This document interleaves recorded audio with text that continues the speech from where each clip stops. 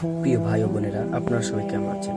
আপনারা কি জানেন, আপনাদের ঘরে এই 7টি জিনিস যদি থাকে তাহলে আল্লাহর পক্ষ থেকে রহমত আসবে, রহমত আসবে, রহমত আসবে এবং রোগ এবং বিপদ থেকে বিরত থাকবে। তো কি সেই 7টি জিনিস আমরা অনেকেই জানি না। তো চলো বন্ধুরা, আমি আপনাদেরকে বলি এই 7টা জিনিস, কিন্তু ভিডিওটি স্কিপ করবেন না।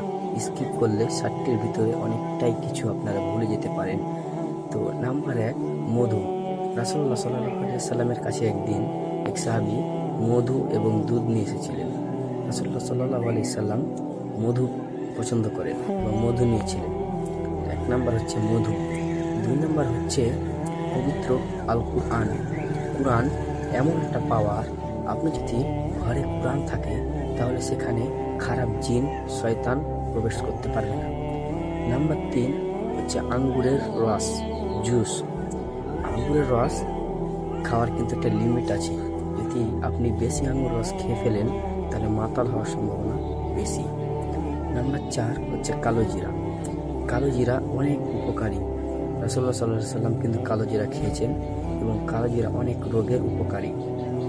নাম্বার 5 হচ্ছে জমজমের পানি। নদী, নালা, কলের এবং যত পানি রয়েছে ওগুলো বসে খাওয়া সুন্নাত, কিন্তু জমজমের পানি দাঁড়িয়ে খাওয়া উত্তম। নাম্বার 6 রয়েছে খেজুর। খেজুর, রাসূলুল্লাহ সাল্লাল্লাহু আলাইহি সাল্লাম খেজুর পছন্দ করতেন। নাম্বার 7 রয়েছে জাইতুন। কোরআনে আল্লাহ তাআলা বলেন ওয়াত্তিনি ওয়াজ-জাইতুন।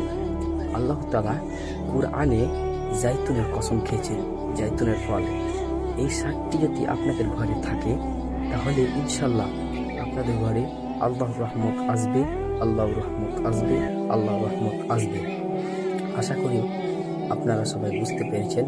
কিন্তু আপনারা একটা কাজ করুন, ভিডিওটি শেয়ার করে আমাদের পাশে থাকুন এবং ইসলামিক ভিডিও পেতে আমাদের সাথে থাকুন।